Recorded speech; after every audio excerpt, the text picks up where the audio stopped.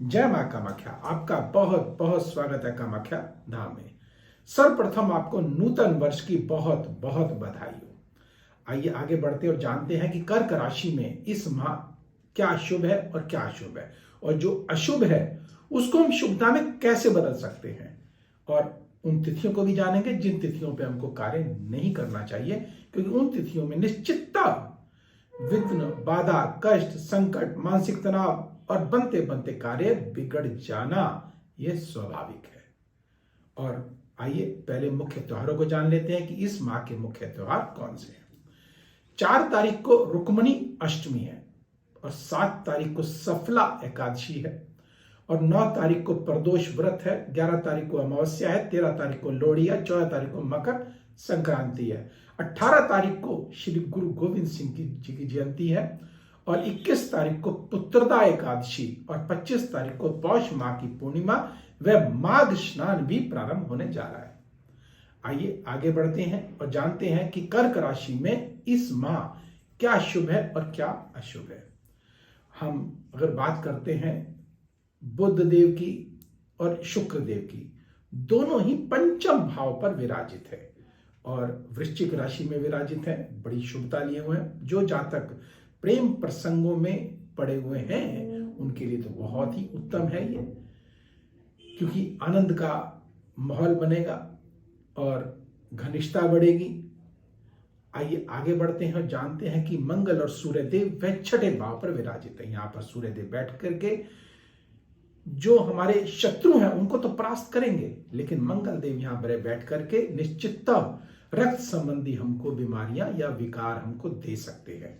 और इसके लिए यह ना हो, इसके लिए कौन सा ऐसा उपाय किया जाए, जानेंगे आगे।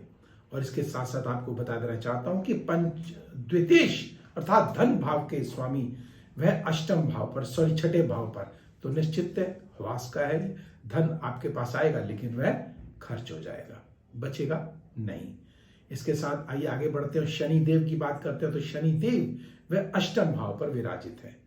तो अष्टम भाव पर जब शनि देव विराजित हैं तो ये इनका हेडक्वार्टर अवश्य है, लेकिन ध्यान रखिएगा कि आपको रहस्यमय तरीके से आपको धन की प्राप्ति भी यह करा सकते हैं, और आपके अंदर आलस्य भी पैदा कर सकते हैं, और नर्वस सिस्टम जो है आपका वो ब्रेक डाउन भी हो सकता है। जो जातक बुजुर्ग हैं निश्चित उनको विशेष सावधानी पूर्वक रहना चाहिए इस माह।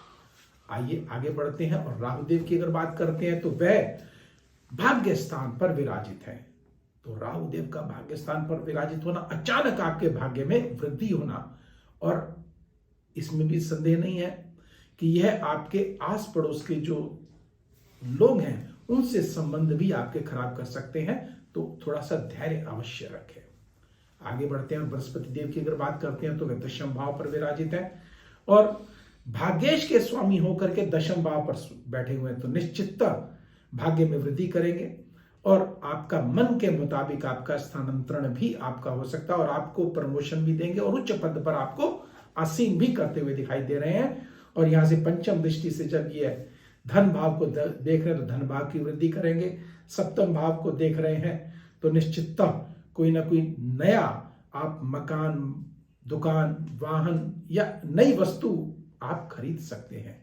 और यहीं से जब यह नवम दृष्टि से यह छठे भाव को देखेंगे तो छठे भाव को निश्चित जो जातक स्वास्थ्य संबंधी कष्ट पा रहे हैं वो इस समय निजात अवश्य पाते हुए दिखाई दे रहे हैं। तो अब उन तिथियों को जान लेते हैं जिन तिथियों पे हमको कार्य नहीं करना चाहिए। वह तिथियां कौन सी हैं? सर्वप्रथम तिथियों को नोट कर लीजिएगा। 4, 5, 6, 13, 14 और 22 और 23। भूल कर भी इन तिथियों को कार्य ना करें। अगर करना भी पड़े तो एक छोटा सा महा उपाय है मां कामाख्या का, जिसको करके निश्चित इस माह को आप मंगलमय बना सकते हैं। लेकिन आइए पहले जान लेते हैं कि अगर हमारा नौकरी नहीं लग पा रही है या किसी ने हमारा व्यापार बांध दिया है तो उसका मुख्य उपाय क्या है। मेरे पास बहुत से फोन कॉल्स आते हैं और बहुत परेशान रहते हैं जहां तक कि हमारा काम किसी ने बांध दिया, ये हमारी नौकरी नहीं लग पा रही है। तो एक छोटा सा उपाय करेंगे। निश्चितता आपकी नौकरी भी लग जाएगी और आपको जो बंधन है उससे भी आप अवश्य मुक्त हो जाएंगे। करना क्या है आपने कि आपने घी का दीपक आपने अपने घर में जलाना है और बाती रुई की होनी चाहिए, ध्यान रखिएगा, और उसको लाल रंग से रंग लीजिएगा। और जो दीपक है वह मिट्टी का होना चाहिए और मंगलवार और शनिवार को आप जलाएं। निश्चित जहां आपने 3, 4, 5 बार जलाया आप देखेंगे कि क्या करामात होने लगी है। और ध्यान रखिएगा यह कार्य सायंकाल को सूरज छिपने के बाद करिएगा और वहां आप अपनी प्रार्थना करिएगा कि हे प्रभु, जिस भी आप इष्ट को मानते हो, और निश्चित आपकी मनोकामना अवश्य पूर्ण होने लग जाती है।